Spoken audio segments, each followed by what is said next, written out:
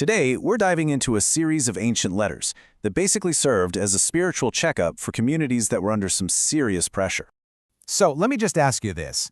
What if your community got a performance review from Jesus himself? I mean, really think about that. Your organization, your team, your church, a direct, brutally honest review from the founder. What do you think it would say?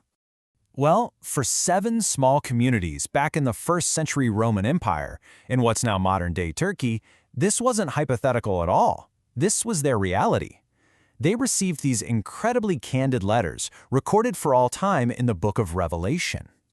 So what we're going to do is analyze 3 of these letters as kind of case studies. We're going to see what we can learn from a community that was dead despite its reputation, one that was faithful even when things got tough, and one that had become totally useless because it was just too comfortable. Okay, first up, the church in Sardis. This was a city that was kind of famous for its past glory, but was now pretty much just living on that old reputation. And just look at this contrast. It is jarring. Their public reputation was that they were alive, thriving. Everybody probably looked at the church in Sardis and thought, wow, they have really got it all figured out. But the divine diagnosis? Oof, it was grim. They were spiritually dead. Yeah, the letter does not pull any punches. It just comes right out and says it. This wasn't, just a bit of a slump. This was a full-blown crisis of authenticity. Their external image was a complete facade. But here's the thing. Even for a so-called dead church, there's a path back. For those who are willing to overcome, basically to wake up and align their reality with their reputation, 2 really powerful promises are given. So the first promise, being dressed in white garments, is this recurring symbol you see all through Revelation. It's all about ultimate victory, purity, and being vindicated for staying faithful, especially when it costs you everything. It's a promise of final glory. Now, to understand the second promise, we need a quick little literary lesson. There's a figure of speech called litotes. It sounds fancy, but it's really just a way of making a super emphatic point by stating the negative of its opposite. Like when you say someone is not a bad singer to mean they're actually a great singer. So when the text says, your name will not be blotted out of the book of life, it isn't a threat. It's actually the strongest possible way of saying the exact opposite. Your name will absolutely, securely, and permanently be kept.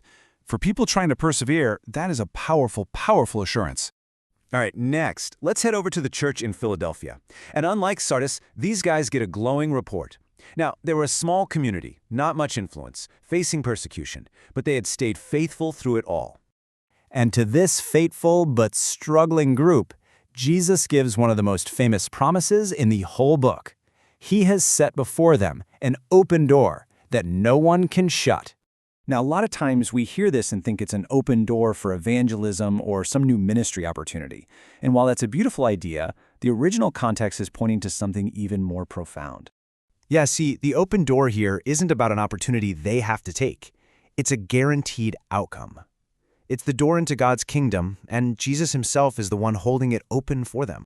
And this is reinforced by a reference back to the Old Testament. The key of David is a symbol of ultimate authority from the prophet Isaiah.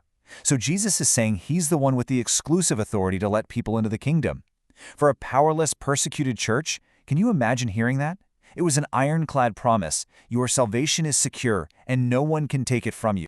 And finally, we turn to Laodicea, a wealthy, prosperous city. The message to the church here is maybe the most shocking and, honestly, the most misunderstood of all 7 letters. The central condemnation is just visceral.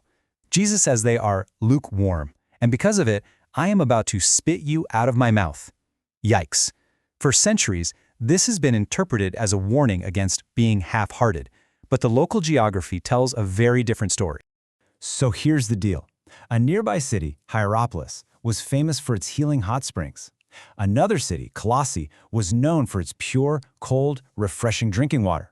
Laodicea, though, they had to pipe their water in, and by the time it arrived, it was tepid, full of minerals, and pretty much disgusting.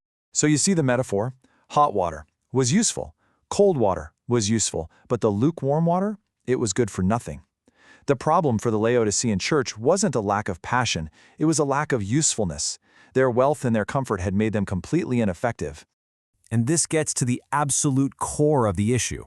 They were a wealthy city, so rich that after a massive earthquake, they rebuilt the entire city themselves without any help from Rome. They thought, I am rich, I do not need a thing. But in reality, they were spiritually bankrupt, wretched, pitiful, poor, blind, and naked. And this leads to another one of those super famous verses. Jesus says, "Here I am. I stand at the door and knock." And it's so often pictured as Jesus knocking on the door of an individual person's heart. But in context, the image is way more damning. This isn't about an individual unbeliever.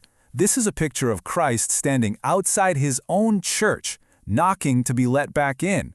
The community had become so self-reliant, so comfortable in its wealth, that it had effectively excluded Jesus from its own life. You know, each one of these letters ends with the exact same phrase, "He who has an ear, let him hear what the Spirit says to the churches." It's this call for spiritual discernment which brings us right to our final takeaway.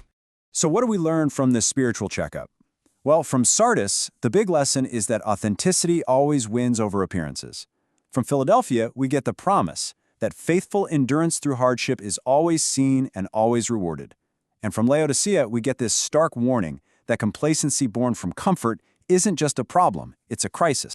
These ancient letters really force us to ask some very modern questions, to look past our own reputations and resources, and to honestly assess our own communities. So the final question is really for all of us. What does it take for a community today to be truly alive and useful, rather than just appearing to be?